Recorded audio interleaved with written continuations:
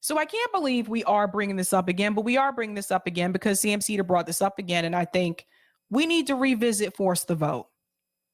So recently, and you guys sent me this clip, recently Sam Seder was on Majority Report and there was a caller who called into the show and they had some things to say.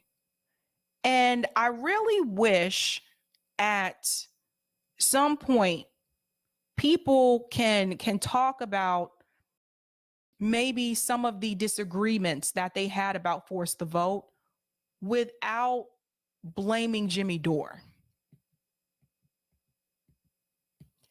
And what was really interesting is that Sam Seder says in this clip that for some reason, all of a sudden his memory has failed him. Because Sam Seder doesn't remember having this discussion.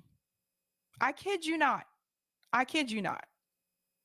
Go ahead and hit that like button, guys. That helps me with the algorithm. But we're going to get into this clip. You got to hear this. So just keep in mind, again, a caller called in. So just keep that in mind.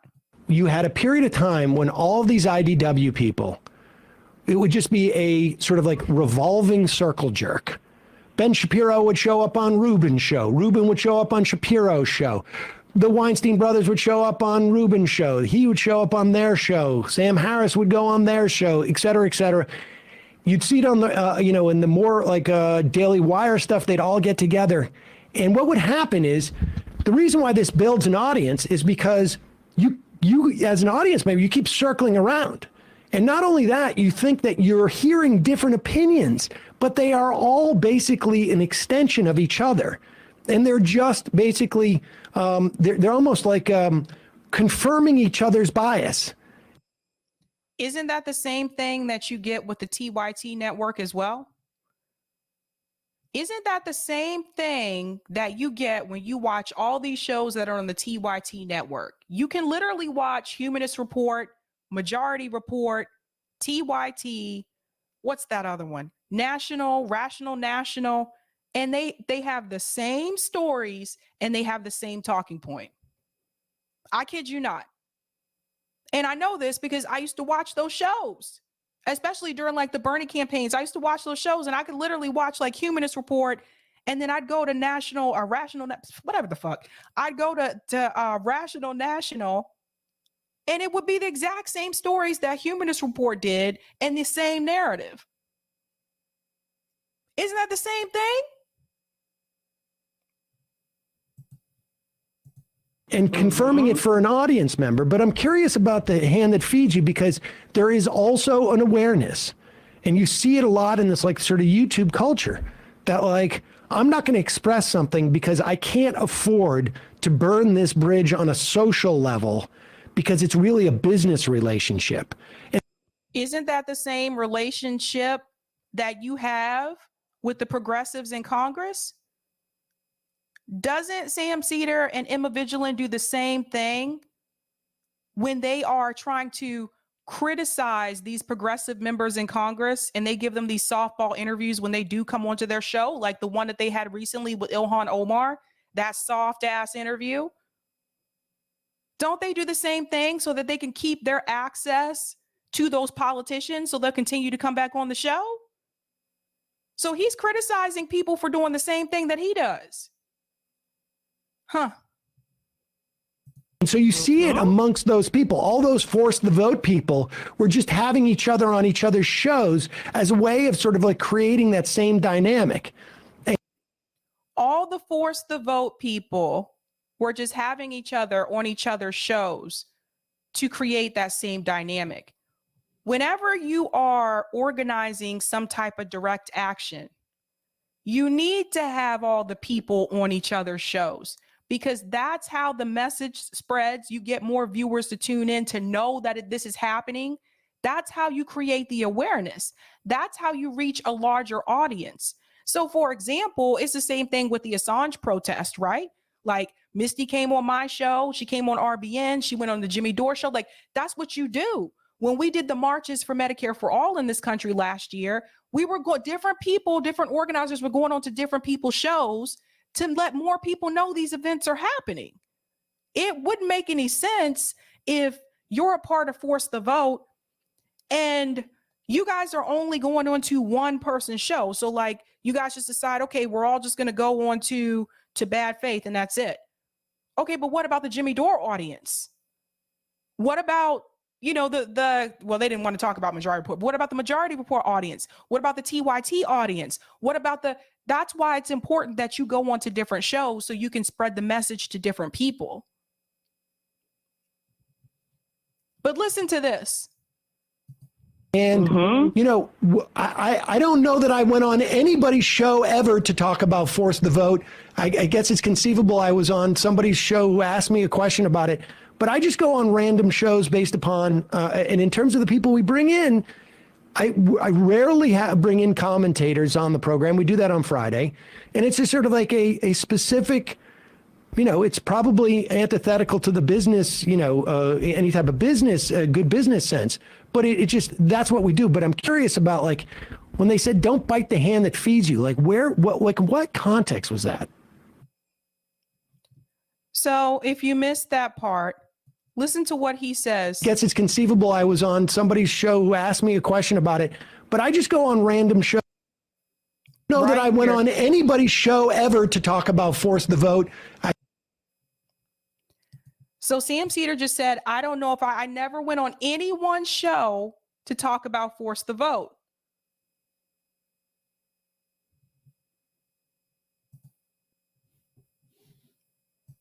You know, it's interesting. I don't know how Sam doesn't remember, but I remember. And you might remember. And I don't understand how he doesn't remember having a debate about Force the Vote on Bad Faith. Now, how do I remember this, but Sam doesn't remember it and he was there? Let's go back to that. Let's go back to that and see, what did Sam Seder say here? Because I just want to remind you, since he said he don't remember, he ain't going no show to talk about Force the Vote. Let's go into this. By the way, this segment is over 3 hours, but he don't remember. So let's help Sam remember. But you and Young Turks together take up an enormous amount of that space. Jimmy has his own platform. And then I have no idea what their perspective on this was. Okay. And then in terms of beyond the left media space, who else has influence in the left media? Well, there's unions and there's the DSA, right? And so if Young Turks takes up, I don't know, probably 80% of the left. I don't know how big they are, but obviously they're the main player. If Young Turks comes out against an idea, if you come out against an idea, I didn't, or you decline to support it, and Sam, I think you're not being entirely honest about the kinds of things that were said on your show, even if you personally didn't say that. I'm not holding you responsible for them, but the Sam Seder universe was extremely antagonistic toward Force the Vote. I think it was, frankly, for me personally, I was antagonistic to the idea that it very quickly, very, very quickly turned into AOC is a sellout. She's a fraud. That's fine, Sam, but I'm sitting. But wait a second, but you asked what the cost is? The cost is that. No. There you go. So Sam goes on to say here, you asked me what the cost is. The cost is that. So Sam was more concerned about people saying that AOC is a sellout. He was more concerned about that than them doing their damn job. That's what he was more concerned about. He was concerned about the optics. How does it look to people? What will people think? What will people say? He was more concerned about a politician's image than he was about that politician doing her job. Keep that in mind. Hold on to that piece. No, I didn't ask you. And I'll tell you something. I have historical perspective on that. We have, for the first time, we have taken out more establishment Democrats in the past 2 years, not exclusively because of her, obviously Injustice Democrats. But I really just wanted to make the point that I was making, though, which wasn't about any of that. And I would like to say my name is Briahna Joy Gray, not Jimmy Dore. So I would think we should talk about and can talk about Force the Vote. Okay. And there's the first name that is listed. If I can finish the sentence, I think that we can and should talk about the effect of the approach that Jimmy Dore took. But in this statement that I'm making right now, what I'm trying to say is the argument that was being made is not that you have all the control in the world, but there was an enormous resistance that felt, I'm not saying coordinated as though it was planned, but all the big players were either silent on the issue or were anti force the vote for whatever reason. Okay. Now let's talk about this for a second. You know, obviously he was going to bring Jimmy Dore into this. You know, my whole thing is with Sam Seder, if you had a problem with the strategy, then just talk about the problem that you have with the strategy. But when you start bringing in, well, Jimmy Dore this and Jimmy Dore that, what does that have to do with the actual strategy? And to this point, Bree is correct in reference to the people who had the largest platforms at that time. Who was it? Jimmy Dore, right? And also TYT and Majority Report. Now, if TYT, I'm sure, would have joined on to this and say, yeah, we think this is a good idea, you guys should do it, come on to TYT and talk about it, you know, maybe the squad would have felt even more pressure, and maybe they would have, maybe even one of them could have attended that town hall. But because you had TYT and Majority Report running cover for them not doing their job, they were able to ignore it. You see how that works? And yes, you know, Secular Talk was a part of that too, and also has a large audience. But I'm talking about TYT has over 5 million subscribers. Majority Report has over, I think they're over 1 million. I think they're at 5 million. Anyway, they have millions of subscribers. They were the largest outlets at that time. And they didn't want to do it. They didn't want to do it. So then you get mad, then they get upset when all of these people in left space choose to get together and do this on Jimmy's show. Well, you guys didn't want to do it. You didn't agree with it. Not only did you not agree with it, Cenk Uygur and them, they smeared it. So you want to get upset because somebody else took the initiative that you failed to take. That's what this is really about. That don't make no sense to me. Imagine the impact it could have had if you had TYT and Majority Report also joining along with Force the Vote. Because the progressive members of Congress, they still go on to Majority Report. They still go on to TYT. They're not coming on to these other shows. You see what I mean? So that would have put more heat on them, but they didn't want to do that because they want to be their friend. And what that does ultimately is take what could be a spiral of energy and natural enthusiasm that came up around the idea and deflate it. So you can't be suppressing an idea, which you can agree with suppressing the idea. It's your right. It's your show. It's your platform. But the DSA declined to weigh in. I'm not the DSA. That's fine. But the DSA declined to weigh in. The nurses union declined to weigh in. Young Turks was antagonistic to it as an institution, even though 80% of its viewership supported the idea. And that was another thing too. The majority of TYT's audience supported Force the Vote. They went against what their own audience wanted them to do. They supported it. And Cenk and Anna went against it. And not only went against it, but they went on to smear it. DSA decided not to chime in, which is hilarious because it's DSA strategy. It's in the DSA handbook. And you did too. So it feels a little unfair to say nobody showed up, and not you, but other people were mocking that idea after having worked so hard to stem the natural organic tide of enthusiasm around it. Okay. Well, I mean, it is impossible to separate Jimmy from this. You said yourself, you heard about it from me, which I got it from Jimmy. Jimmy is the first name outside of Nancy Pelosi's on the forcethevote.org. For a long time, there was two supporting agents, and the first one was Jimmy Dore's logo down there. It was on his platform, Sam. Did you want to have the Majority Report logo on there? Would that have made you feel better if it was Majority Report's logo that was on the Force the Vote announcement? Because this kind of sounds like jealousy. Jimmy Dore turned this into a litmus test for progressives as to whether they were actually on our side. Which it should have been, because again, like I said, the strategy is in the DSA handbook. They're DSA members.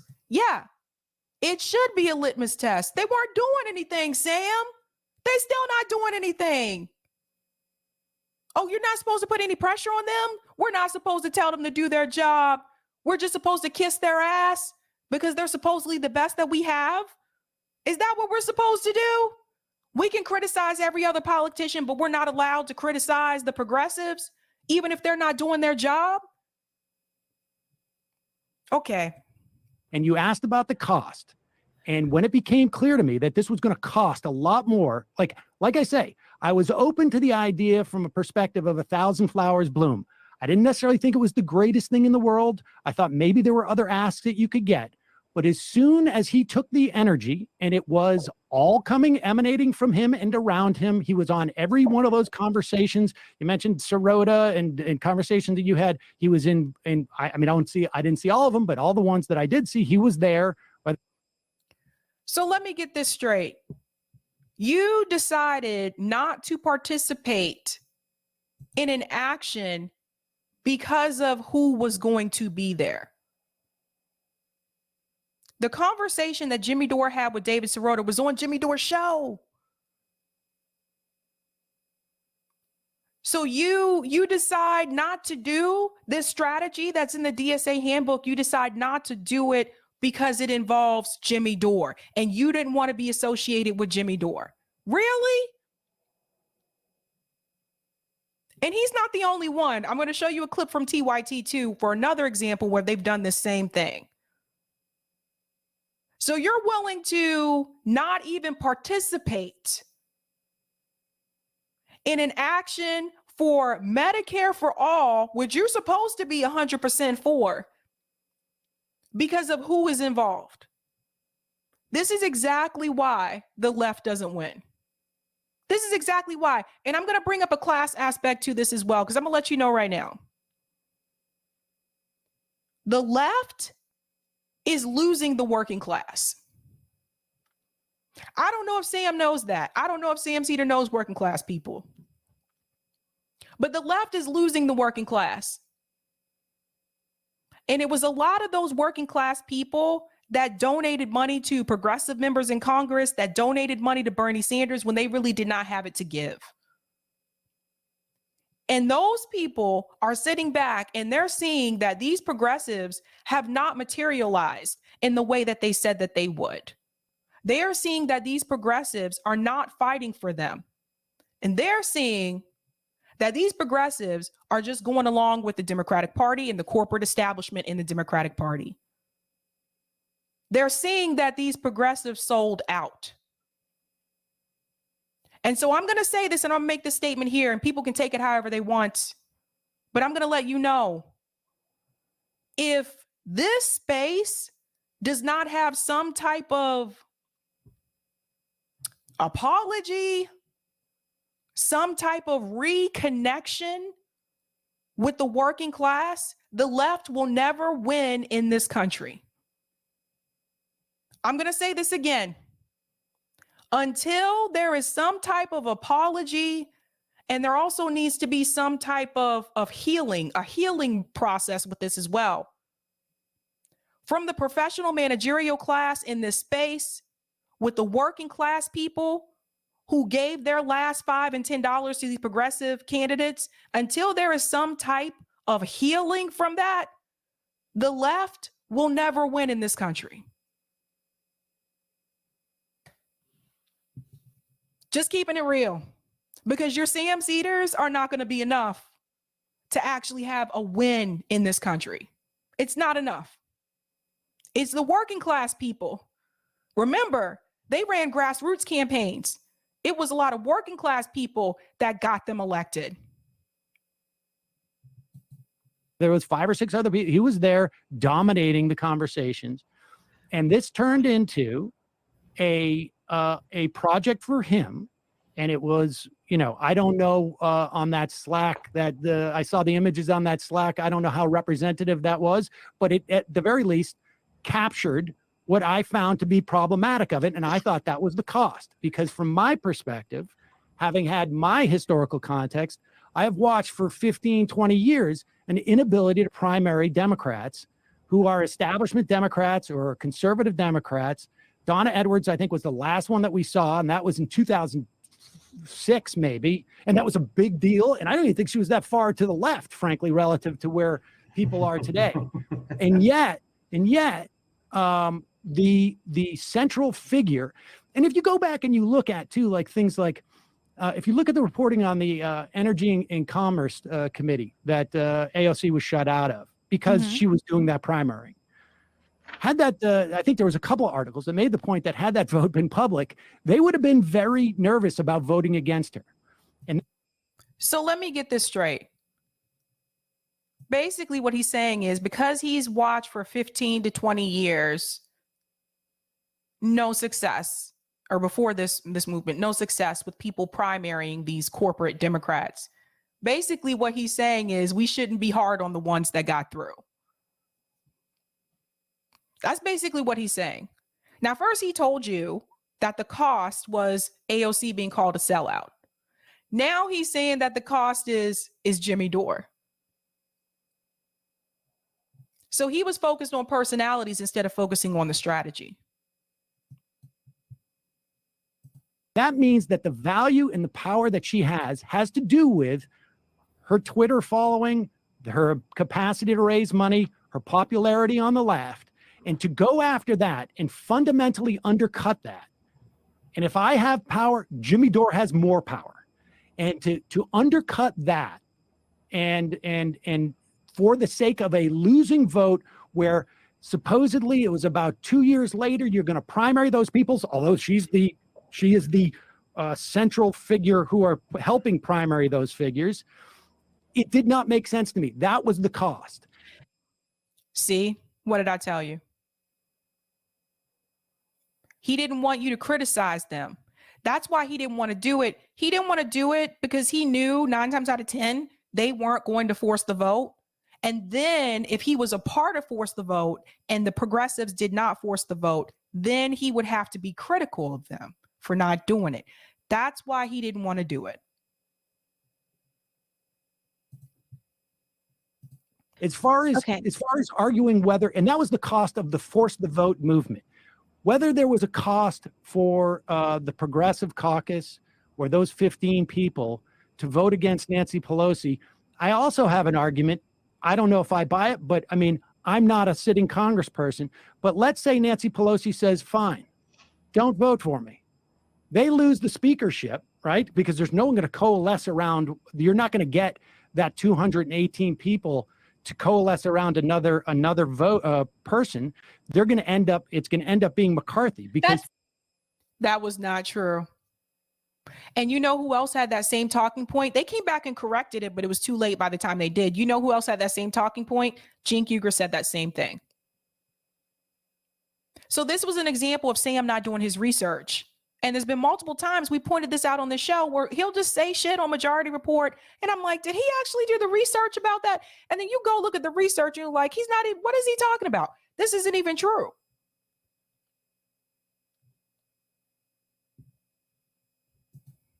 That's just not true, Sam. That's just fundamentally not true. Walk through this. And that's I'm going to give you my scenario about this. I'm going to give you my scenario. They say, no, we're not going to vote for Nancy Pelosi. We're going to vote for Hakeem Jeffries. Oh my gosh. Okay. And if you got, what was the 218 to 212 or something, right? What I can't remember. I believe it was 216 to 212 with a majority of 215, because if memory serves, 429 votes were cast, requiring a majority of 215. So you now. So see, Sam didn't even know. Dude had to tell him the numbers. Sam didn't even know. This is what I'm talking about. He just went on here and just said stuff that wasn't even true. Mary brings up a good point. By attacking Jimmy, Sam is missing the target, the politicians themselves. Jimmy is the scapegoat. But that's on purpose, Mary. That's what I'm saying. He didn't want to target the politicians. He didn't want to criticize them at all. That's the thing. That's why those progressive politicians will come on to Majority Report. You don't see them going to other people's shows. Even when Bernie came on Crystal and Kyle and Friends, what did he do? He kicked Kyle off the damn show and said he couldn't be on there because Kyle had criticized him. Notice people start changing their rhetoric after that happened, right? We need to be nicer to them so they'll still come on my show. Come on. Had at the time, I believe about 219, 220. The progressive holdouts, let's say there's 10 of them. Okay, they vote for Hakeem Jeffries. What it has to be less than that because the majority is not the majority of people who are voting. It's the majority of people who vote for a named candidate, right? You know this. Yes. So I'm thinking, okay, so let's say Nancy Pelosi calls their bluff. Don't vote for me. And they vote for Hakeem Jeffries. It goes into, enough of only like 4 of them vote for Hakeem Jeffries so that there is no majority. They have to revote, right? Yeah. And then what happens? They have the same vote that they had before, or they switch to Pelosi, or they maybe other people vote for Hakeem Jeffries. They could have continued to force the vote, Sam. See, how could you go against something and you didn't even know? Like, you could tell he didn't even know what the result would be. They could have continued forcing the vote. We could have been still forcing the vote today.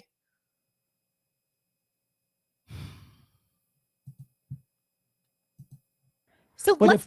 It goes to a second ballot. It goes to a second or third or fourth or round. Wait a second. 50th round of voting. Second round. Now you have 15 people who vote for Hakeem Jeffries, 215 who vote for McCarthy, and 205 who vote for Nancy Pelosi. What happens then, Virgil? Wait, hang on. Why would the if memory serves McCarthy So got these 212 votes? So you're not saying that number goes No, up. I'm suggesting That's in every round two, Republican. in round two, In one round of two things nobody has can to happen. nobody can marshal a majority, so it goes to round 3. No. You don't need you need a plurality No. That's not true. It would That is require not true. Democrats would have to vote for Kevin McCarthy to be Speaker. Or a large number would have to abstain altogether. Yes, or abstain. Under your scenario, Sam, you need a majority of the people voting for a name. Okay, so let's say which is to say not voting president, which means Not that voting if every single Democrat shows up and they vote for someone, then unless they have a majority within that caucus, I'll say it's not a majority, and this is again assuming the Republicans voted as a bloc and they're a minority, and no Democrat is going to vote for McCarthy, obviously, then it's Yeah, so like what Sam said didn't make any sense. Why would the Democrats vote for Kevin McCarthy? They wouldn't vote for Kevin McCarthy. So what he said just didn't make any sense. I didn't understand that. just going to keep going to successive ballots. Right. And this is not an unprecedented situation. Right. It's simply a situation we've not had in 100 years. And importantly, this And could so- go on for dozens of rounds, as it did in the historical precedent that Virgil is nodding to. And this is where we start to talk about media attention and spectacle, where Nancy Pelosi, who 3/4 of Americans want to step down, a bipartisan majority of people can't stand Nancy Pelosi. Nancy Pelosi, who was we down. got to talk about Democrats Was because down- the Republicans, the Republicans half- are irrelevant. Yeah, it's like half of Democrats want her. I think it's a majority of Democrats want her to step down. So the question is, isn't this part of the spectacle that we're trying to create around the issue of why 15 million people just lost their health insurance and what the government is going to do about it in this moment? So we don't end up in a situation where Joe Biden is saying, let's do more COBRA payments, let's give more giveaways to the private insurance industry. And even if it doesn't result, obviously, in Medicare for all tomorrow, what it does is finally force has the best chance of forcing a conversation on this issue that I can imagine happening at all. So unless we give an alternative of how we're going to force The subsequent crisis things that moment. followed that vote probably would have sucked up a lot of that attention. Well, we don't know, Sam, because they never did it. And because shows like yours didn't put any heat on them and didn't even ask them to do it. Didn't even ask them to do it. Not one of them showed up to that town hall. And you had all these people in left media that really promoted them, that really, you know, helped their campaigns. Let's be real. Mainstream media wasn't helping their campaigns. And not one of them could show up. Yeah, no, the you intention didn't is know good. that, of course. You didn't know that, of course, before the force the vote. But presumably, over those days, you would have probably still paid more attention to the insurrection in the Capitol. Right, Now but you don't know that because you don't know how things are going to play out. And They could have scheduled the vote. They assuredness- could have scheduled the hearings for any time also. Well, I'm saying the spectacle that would have come from that vote on the 4th would have been would have ended, of course, on the 6th. And Sure, but again, we didn't know that at the time. Yeah, You couldn't know that right, at all. no, of course. I mean, and then you also would have held up the vote for, I guess, to certify the vote, right? I mean, how would we do that? Wait, and- sorry, your question is, how do we certify the vote because there was a job that we didn't know was going to happen? No. I'm saying in terms of we haven't organized, All right, we don't have the Speaker of the House yet at that point. But my point is like the assuredness that the force of the vote people had enough so that the Progressive Caucus members who didn't do what they said were sellouts. To me, I'm sorry. I just think that's ludicrous. Okay, And so like No, it's not ludicrous. It's not ludicrous. The number one issue they all ran on was Medicare for all. So we were in the middle of a pandemic and they weren't willing to force the vote for Medicare for all during a pandemic. So saying that they're frauds and calling them sellouts, no, it's not ludicrous. And no, it's not ridiculous. Like, what were they there for, Sam? If they just go along with what Nancy Pelosi wants, what are they there for? And regardless if there was this force the vote town hall or not, they should have been rejecting Nancy Pelosi as speaker from the get-go because she's the corporate Democrat, which was one of the principles on Justice Democrats that they had laid out for their principles, is that they were supposed to go in and go against the corporate Democrats. So they should have been challenging this vote for speaker for Nancy Pelosi, regardless if there was a force the vote town hall on Jimmy Dore's show. You see the problem? It's really sad in a way because it's like, yeah, you have them there, but it's like this illusion. They present this illusion to make people think that they're fighting for them, but they're not actually fighting for them. So I don't know, are you better off having them there or not having them there if they're not going to do anything, do what they're supposed to do? I never even criticized the force the vote until it became apparent to me it was part of Jimmy's sort of project, to attack the Democrats and particularly the progressives. I mean, so he didn't want the Democrats to be attacked. You guys caught that, right? He didn't want the Democrats to be attacked. He didn't want the progressives to be attacked. That's what this was really about. Sam Seder doesn't want you to be critical of them. He didn't want you to criticize. So at the end of the day, he's still like running cover for the Democratic Party. This is what he was doing. He did that when she was elected before she even won the general election. He attacked AOC for endorsing Andrew Cuomo in the general election. I mean, well, she shouldn't have endorsed Andrew Cuomo. Again, why was she endorsing a corporate Democrat? Do you see the problem? I realized I'd been duped. My name's Briahna, and regardless, Jimmy Dore could go and You kill brought 15. up the DSA, you brought up nurses, you brought up the media, you brought up David Sirota. Honestly, Sam, if I could just get this sentence out, we can talk about Jimmy Dore can go and kill 15 kids tomorrow, and I still believe in force the vote. So there are ways that I think we can talk about the effect of Jimmy Dore's argumentative style on this discourse. Well, it's not an argumentative style.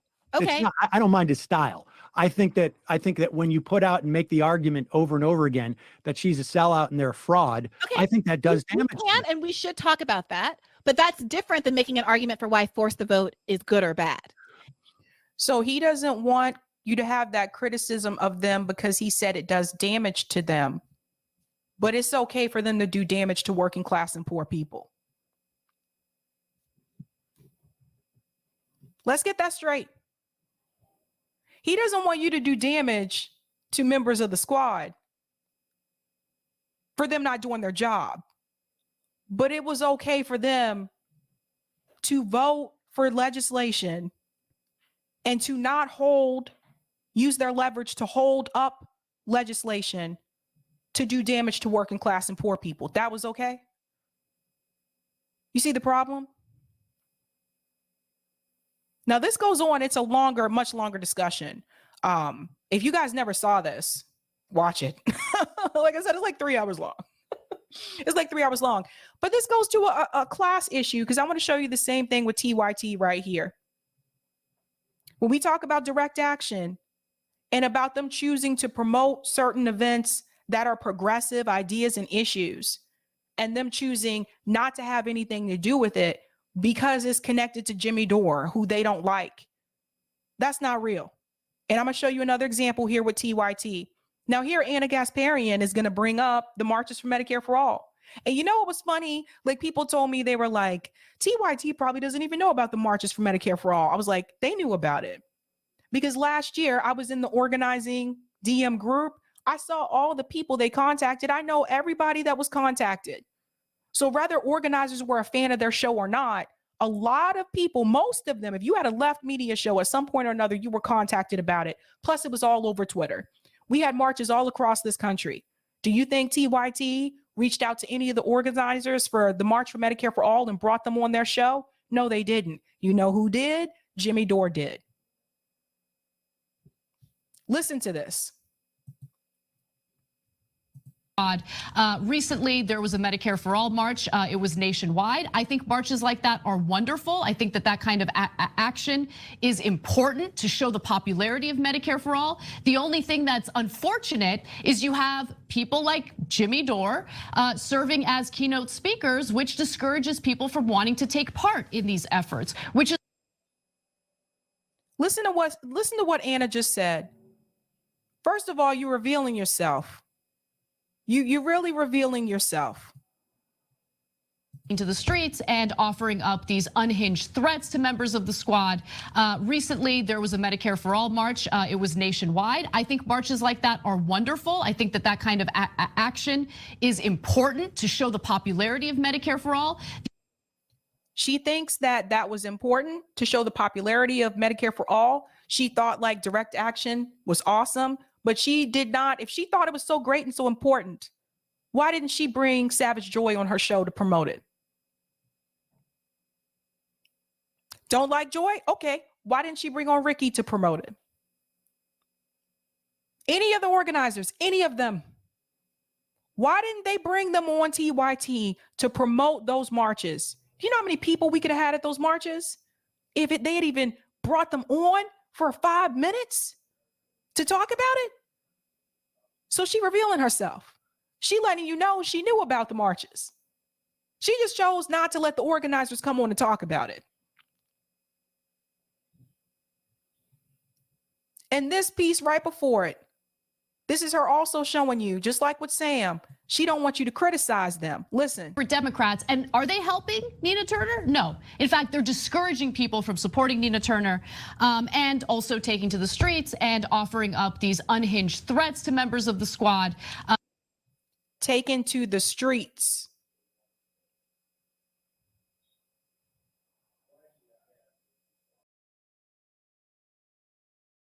Threats and critique are two different things. And so what I noticed with Anna Kasparian, with people who criticize the squad members, she'll use one or two things. She'll say that they're right wing, even though she'll know damn well that they're not. Or she'll say that they are threatening them. Unhinged, threatening them. Trying to make the protesters and trying to make the people who are criticizing, trying to make us look like the bad people instead of holding the squad accountable. TYT should have never took that $20 million. This whole channel has just gone downhill. But you see the problem, the class problem here? See the problem? Don't criticize them. Oh, I approve of direct action. I approve of these events. Those things are great. Never bring the organizers on to talk about it. Then they get mad because Jimmy did bring them on to talk about it. But you're not bringing them on to talk about it. Aye.